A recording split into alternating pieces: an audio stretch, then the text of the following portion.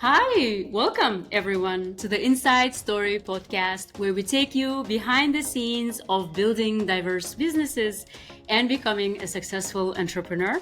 I'm your host, Dursun Halimova, a business coach and facilitator on a mission to help build impactful businesses.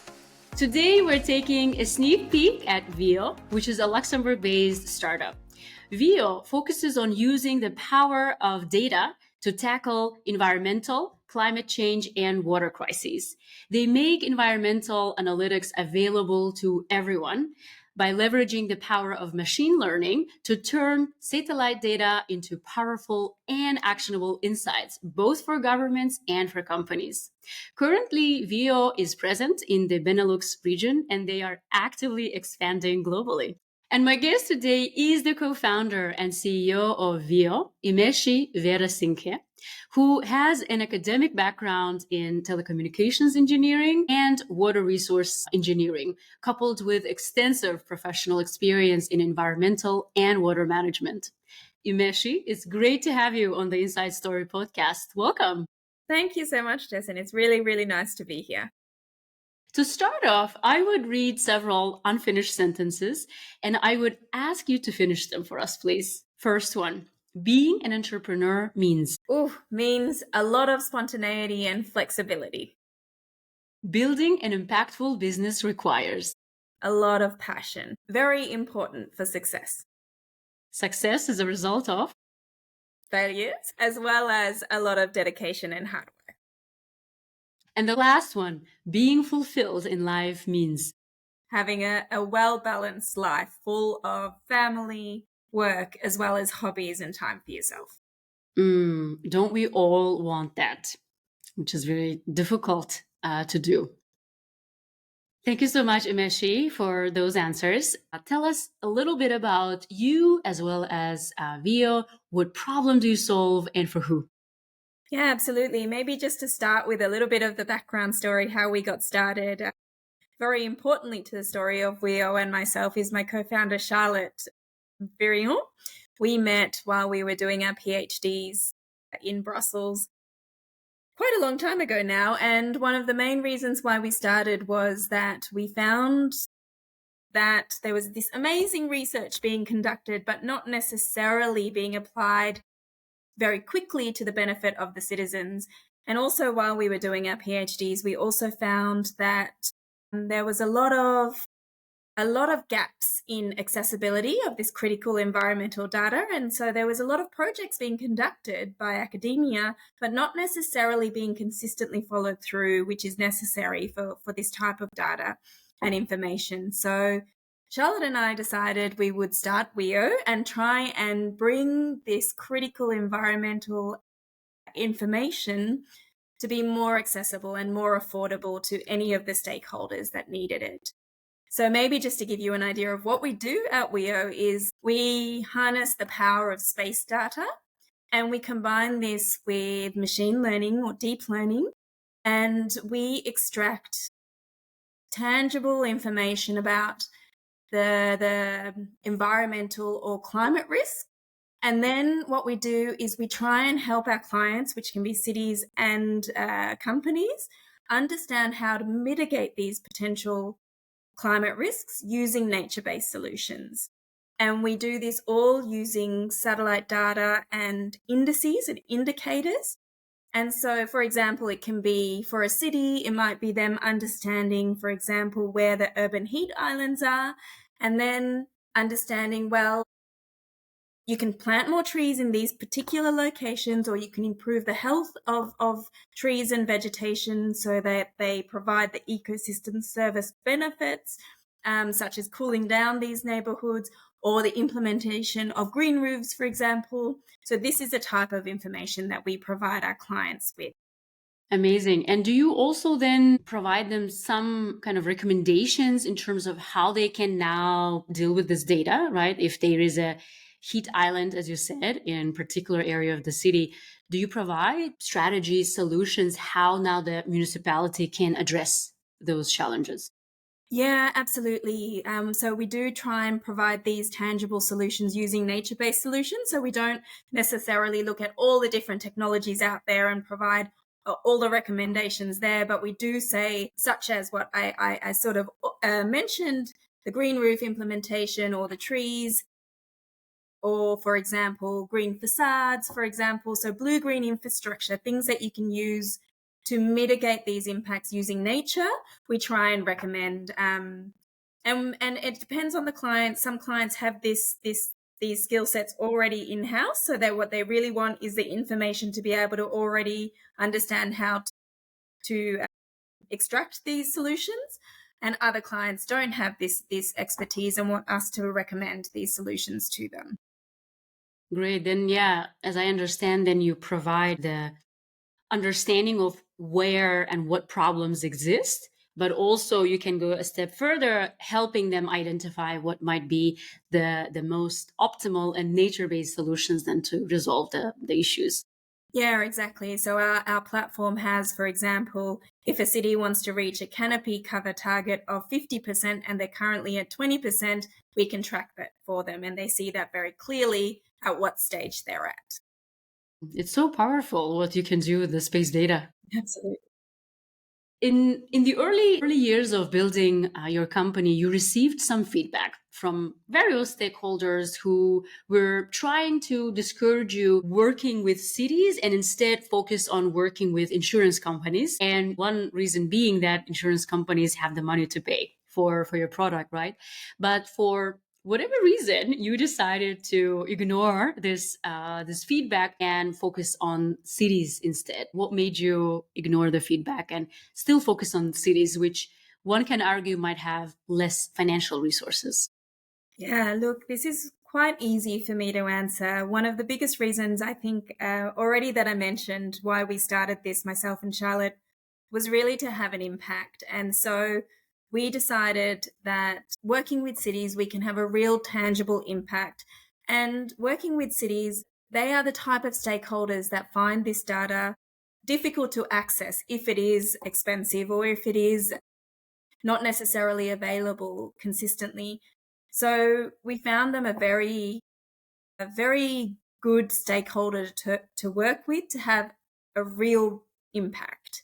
However, that's not to say that working with insurance companies who we are also talking to, we cannot have a big impact as well. So we do think that working with diverse sectors is a really good way of being, but being small, we decided to focus on a particular sector and we did start working with cities. Maybe just to add also that even though the insurance companies might have more financial means, we feel like it's very difficult sometimes to get in and start working with cities or governments because the sales cycle can be quite long. However, once you're in, you're in. So they often, do sign on for 5 to 10 years. So it's really, really stable work for us as well. Indeed, you mentioned, I think, a couple important things, right? One is the importance of early on focusing on very narrow set of customers or problem, right? I think sometimes entrepreneurs make a mistake of wanting to solve problem for everyone or focus on many different customer segments, right? And that can be extremely challenging, especially when you are a small team and you have limited resources. And so I think it's so important to identify who is the key stakeholder we want to focus at least in the beginning. And then, as you mentioned, it's so important also then to diversify. And then the other important aspect is the sales cycle, right? And I think as a startup, if you are working with government entities, institutions, or even big enterprises as well, the sales cycle can be pretty long. How do you manage then to maintain business financially? So there are two parts to this. One is that we have two different revenue streams. So one is our contracts with our clients, which is the reoccurring revenue that we're obviously all wanting to get. And the other one is basically funding through projects. So we do lots of projects through the European Space Agency or the EU, or different projects through different clients as well that are more research-based or more long-term projects. And then we have the yearly subscription contracts, like I mentioned. So that's one way that we continue to bootstrap, because we've been bootstrapping until now. And the other aspect is, so initially in a certain geography, so let's just talk about Luxembourg because we're a Luxembourg-based company. It took us quite a while to get our first sort of city government client. It took us about 12 to 18 months. So it was an extremely long sales cycle, but now we get inbound because we are known in Luxembourg. And so that people know what we're doing, people trust us. And so we're getting clients call us now. And so the sales cycle barely exists. But unfortunately, when we enter a new geography, even if it's next door, we do need to start from scratch again. So one of the things we're trying to do now is to get more of a global presence where we are known, to work with maybe global institutions or global companies so that people might understand in other locations also that they can trust us and that they know who we are.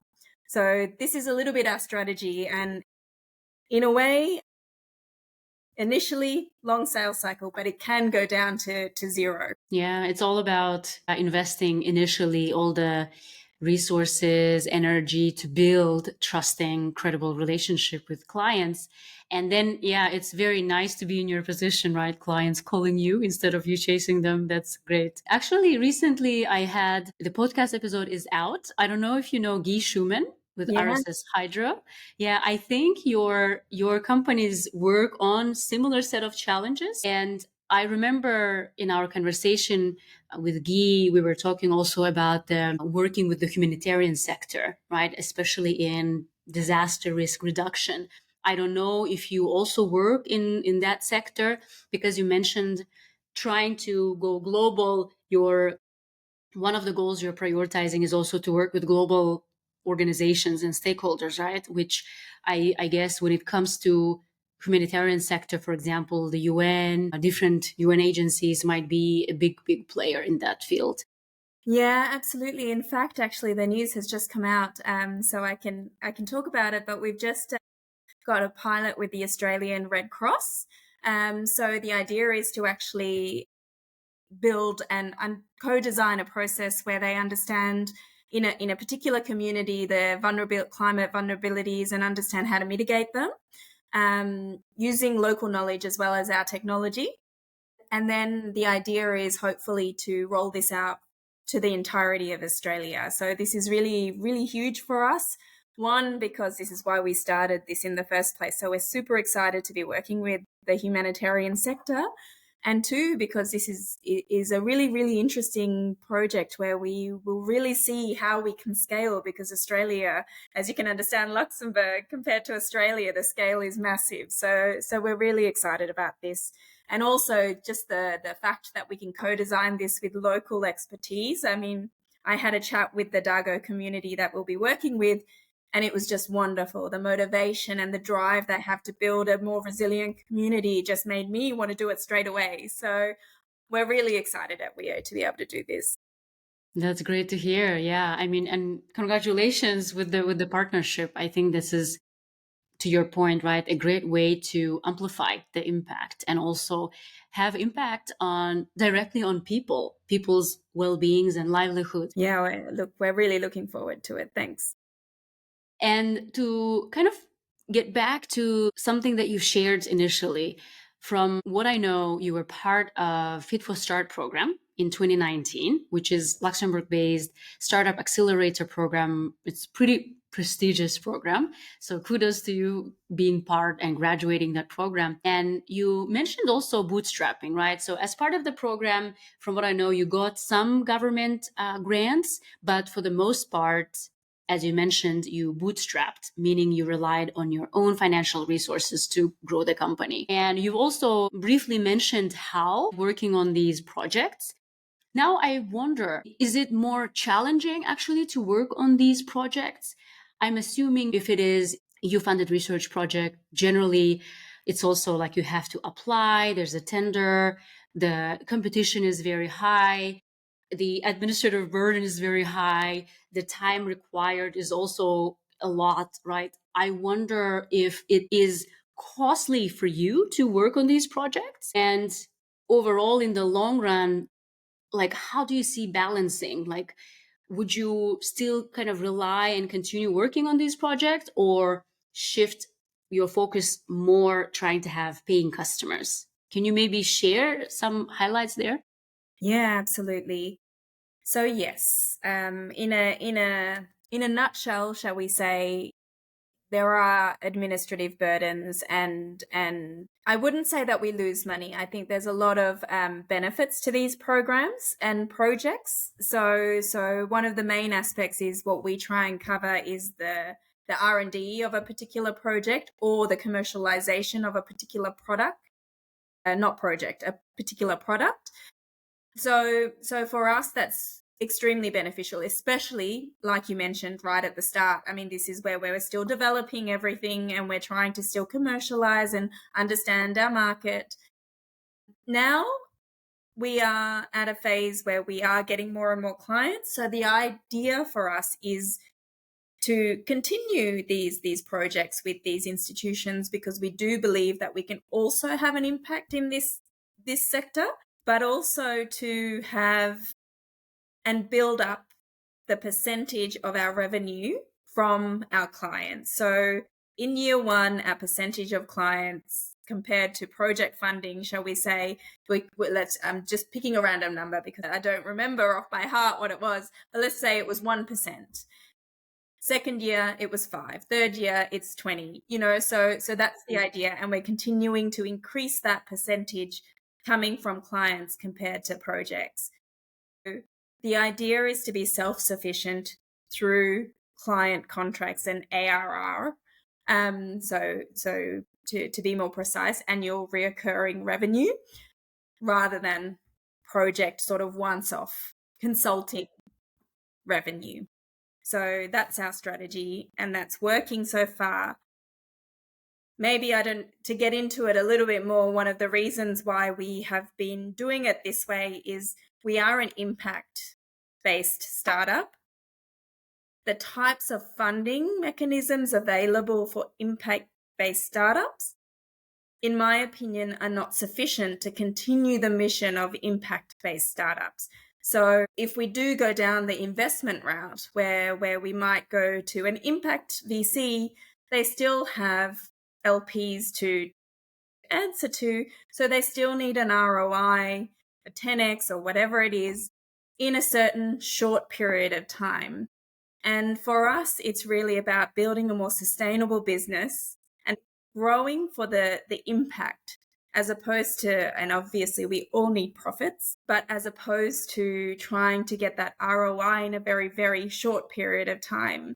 So for us, the types of funding mechanisms that are available, I think, are quite limited. But there are things available like evergreen funds. There are VCs that do evergreen funds and so forth. So there are mechanisms in place, but not sufficient. Yeah, no, thank you for sharing that. And maybe to follow up on this investment route, right? From what you have already shared as well, you have mainly bootstrapped and for the most part also relied on these paid projects, which is, as you said, it can be also a great way to do continuous research and development, right, for your company. But still, there is, in a startup ecosystem, I think there is this external kind of pressure, right? Pressure on you to raise capital, to raise capital from external VCs, let's say, and focus on exponential growth, which you mentioned, right? Because investors want 10x, for example, return on their investment. How do you manage to resist this external pressure? And instead of trying to raise and make investors happy, right, and chasing that exponential growth, you decided instead to build your startup WEO in your own time and in your own terms, which is, it's not an easy task to do. So can you maybe shed some light on how do you balance to resist this external pressure and have focus on the impact, although it might go slower, the road might be maybe a bit more challenging because you don't have a lot of financial resources? Yeah, look, I think it's really, in a way, a little bit easy to answer, at least in one of the aspects. And you really hit the nail on the head by saying, we focus on our mission. And so whenever this comes up, And I'm not saying that startups that take VC funding have not got a mission. Absolutely not. We focus on our mission, and that is really to have to not deter from that mission and have that impact at heart and at the forefront of our work. And so myself and Charlotte are very much, that's why we started. This is one of the main things that we want to keep at the forefront. And one of the main reasons why the people that work with us today are working for WEO. So that's really easy for myself and for Charlotte to keep in our heads at all times, so we can really, that drives us. That's the reason that we can say, well, you know what, unless you really, really fit, we're not going to take you on board. And luckily for us, because of the way we've based our revenue models, we've got these 2 revenue streams. We've generally got a really good runway for us to be able to say, well, we're not raising, but we're happy to talk to you and see if you fit and see if we can work together or not. So we're really in a really good position to be able to do this. And I understand in many situations that's not the case. So this is, for WEO, it works. And this is not a judgment or anything like that, but for WEO, this really works. And we understand completely why other startups go down the VC route. It works.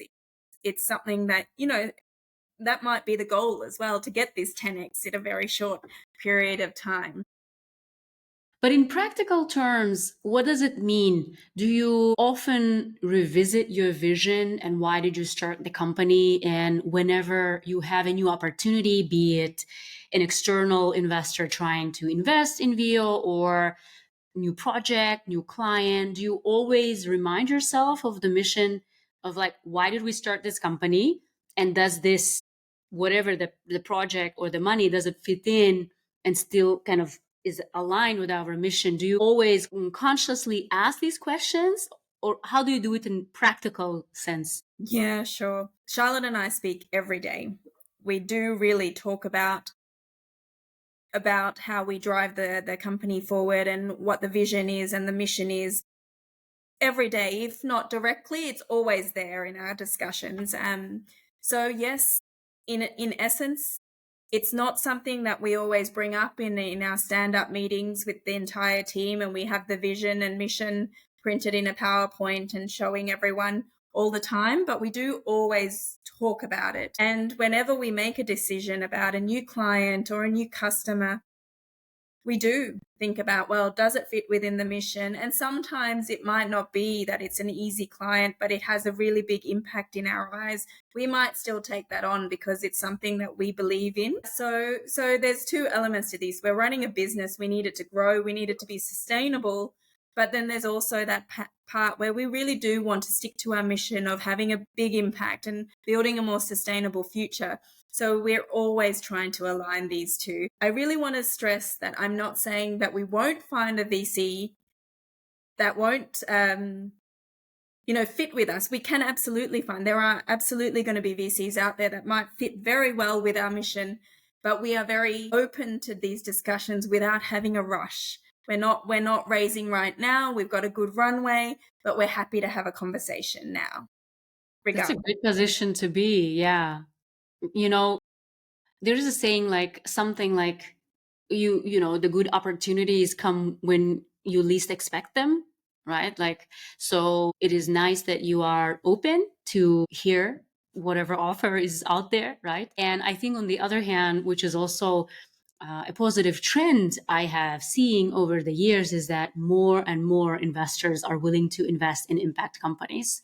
And hopefully that also will grow exponentially. Hopefully that side also grows exponentially. So we don't have to be choosing between people or profit, planet or profit, right? Profit hopefully will be kind of a result of companies pursuing impact first. Yeah, absolutely. And maybe just to give a little example, we were just at Slush. I mean, it's an investor focused conference. And one of the reasons why we were there, we're part of the Google Climate Accelerator.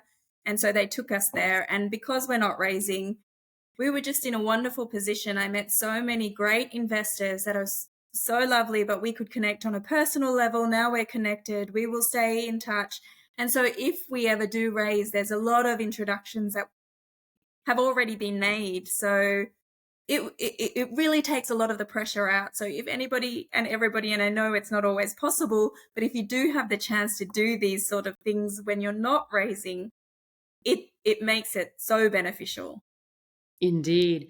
I want to also add and echo what you're saying. It's so important to invest the time and energy to build a network of people who, in whatever way, might be related to what you're doing, right? In this example, talking to investors, although you are not actively looking for investment. And I think, down the line, when you actually need to invest, it'll be much easier because you have made all of these contacts, right?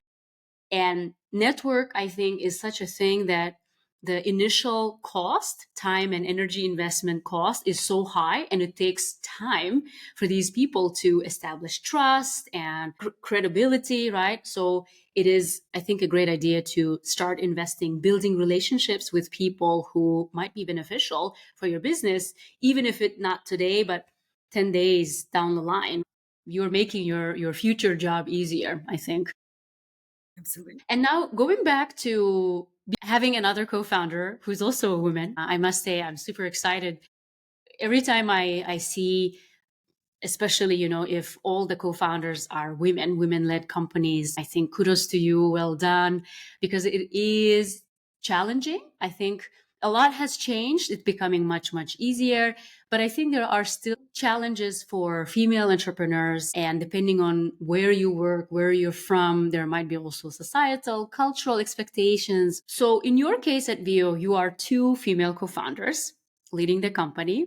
How is it to build and run a business as a woman? I think it's fantastic. So please, if you're thinking about it and you're a woman, absolutely go for it. Look, I think for myself and Charlotte, it's been hugely beneficial that we could start this together. I do think that the two of us doing it separately, it would have been, we support each other. We give each other the motivation and the drive and the strength sometimes that we need to continue, because running a startup is a roller coaster. You've got amazing ups and you've got some pretty Low big lows. lows as well. And we both have 2 children each, and they're not super old as well. So, having a supportive partner is really, really important, and really understanding how to balance the life is also extremely important.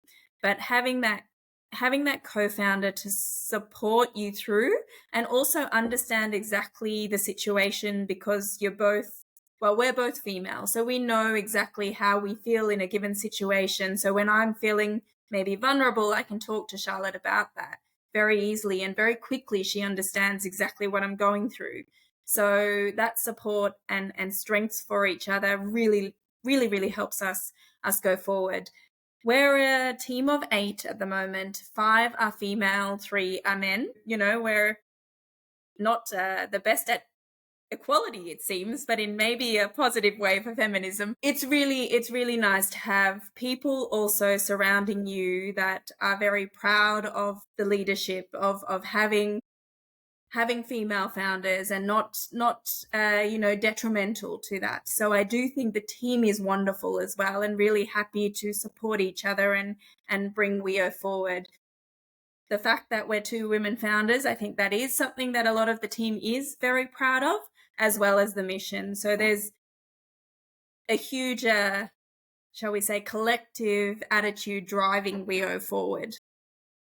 No, that's great to hear. And I think I bet the team members do feel passionate about to stand behind 2 amazing women entrepreneurs, women leaders, building such an incredible product focused on a huge impact both on the planet and on humanity. So well done on that part. And maybe just a follow up on the team component. You call yourself a family first and family friendly company.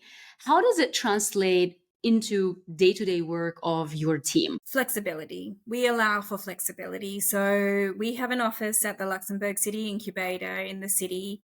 easy to get to for everyone. But really, it's having a hybrid situation. So people can work from home, but we do like people to come into the office to get that social interaction when they need it as well. And many of our colleagues have children as well. So we want to make sure that if you need to do something during the day, that's not a problem. What comes first is just getting your work done. So it's not about strict hours of working from 9 till 5 and you just need to work those hours. And who knows if you actually get your work done or not.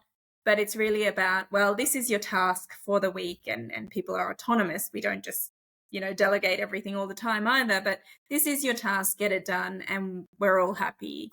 So that's something really important for all of us. Indeed, I think flexibility is so important, especially I have witnessed in my own kind of circles in my own life. And I hear from other people as well, especially as a result of COVID, a lot more companies became very flexible. And I think that increased flexibility, as well as I would say trust in your team member that they have the agency, they can take the responsibility to get things done, I think is so important. And I think it gives this moral motivation, if you will, right? Like if I am not being micromanaged, you trust me, I will work maybe not from 9 to 5 exactly, maybe different hours, but I will work and get the things done, which is more important than when do you do it and where do you do it, right? Yeah, So that's exactly. great to It's more hear. important than just sitting at your desk for 8 hours. Indeed. Well, Imeshi, we are reaching the end of our conversation. I have so many more questions I would love to ask you, but I'll ask one last question. This question was left for you by my previous guest. They left this question without knowing who they are leaving it for. The question reads, on your journey as an entrepreneur, what have you struggled with the most? And what has helped you overcome that struggle? That is a little bit of a tough one. I think the main thing that I found difficult at the start, and I underestimated what it would take to run a startup. So I think finding that balance, because I was 6 months pregnant with my second when we registered WEO. So finding that balance between family and work, that was really tough at the start.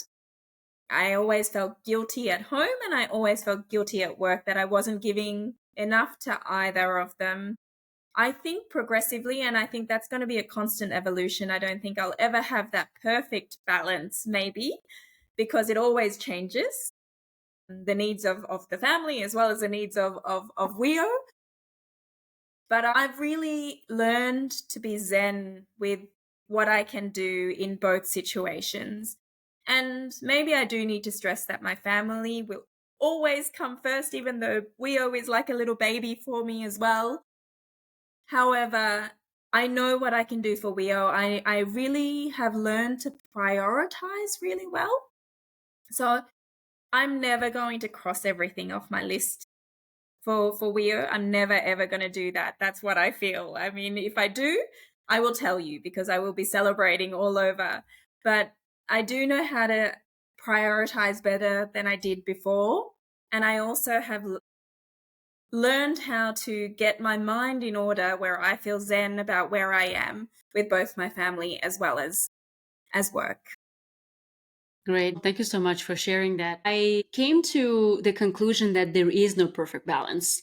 It is, I think, an illusion to try to think of achieving perfect balance, right? As you just mentioned, it depends on the season of your life, period of your life. Sometimes work takes a priority and other times family. And I think being able to adjust to that and having hopefully the support system both at work, understanding co-founder, team, and at home, partner and kids who can kind of, allow you to prioritize whatever is the most important at that moment.